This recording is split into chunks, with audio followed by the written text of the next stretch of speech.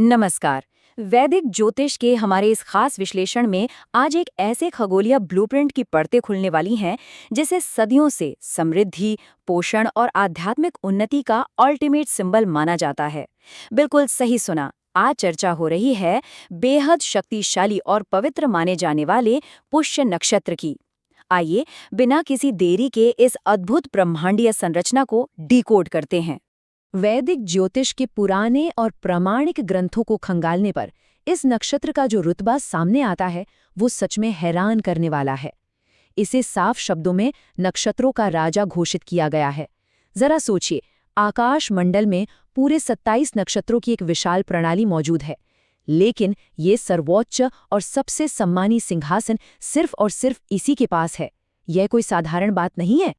तो चलिए सबसे पहले इसी टाइटल पर आते हैं, नक्षत्रों का राजा यानी किंगस नक्षत्र। आखिर ये इतना खास क्यों है? इसे समझने के लिए इसके नाम के मूल अर्थ को समझना होगा। संस्कृत में पुष्य का बिल्कुल सीधा सा मतलब होता है पोषण करना या फिर वृद्धि देना। इसे महज एक नाम मत समझिएगा, ये असल में ऊर्जा के एक बेहद खास स्वरूप की पहचान है। ग्रंथों के अनुसार इस विशिष्ट समय में शुरू किए गए किसी भी काम में एक कमाल की स्थिरता आती है और सफलता के चांसेस कई गुना बढ़ जाते हैं। ये लिटरली पोषण और लगातार विकास का एक ब्रह्मांडीय स्रोत है। अब आते हैं इसके पीछे की कॉस्मिक मैकेनिक्स पर, शनि और बृहस्पति का अद्भुत संतुलन। यहाँ दो बिल्कुल विपरीत लेकिन एक दूसरे को पूरा करने वाली शक्तियां एक साथ काम कर रही हैं। एक तरफ है शनि, जो इस नक्षत्र का स्वामी ग्रह है। शनि यानी एकदम सख्त अनुशासन, कर्म और नियमों का प्रतीक। और वहीं दूसरी तरफ हैं इसके अधिपति देवता यानी देवगुरु बृहस्पति, जो ईश्वरीय ज्ञान, बुद्धिमत्ता और अपार आध्यात्मिकता को दर्शाते हैं।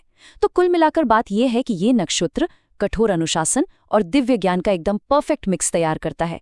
मतलब बिना अनुशासन के ज्ञान नहीं है और बिना ज्ञान के अनुशासन अधूरा है। और गुरु बृहस्पति के इसी गहरे प्रभाव के कारण ही ये समय पूरी तरह से धर्म, शिक्षा और आध्यात्मिक उन्नति के साथ जुड़ जाता है। स्रोत सामग्री स्पष्ट करती है कि ये समय भीतर की ओर मुड़ने और अपने ज्ञान को पोषित करने का है। इसी दौरान लोग धार्मिक पूजा, मंत्र जाप और दान जैसे कार्य करते हैं। इसे भगवान विष्णु, गुरु बृहस्पति और माता लक्ष्मी की आराधना के लिए सबसे शुभ और फलदायी समय माना गया है। चलिए अब थ्योरी से निकलकर थोड़ा प्रैक्टिकल बातों पर आते हैं।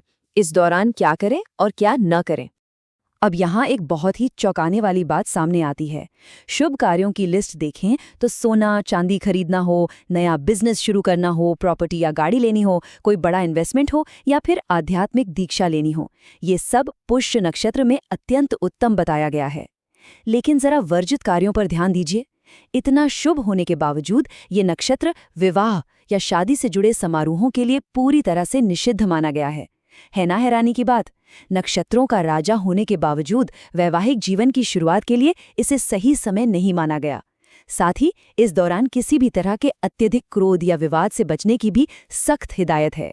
समय के शुभ अशुभ होने के अलावा अब बात करते हैं इंसान पर इसके असर की।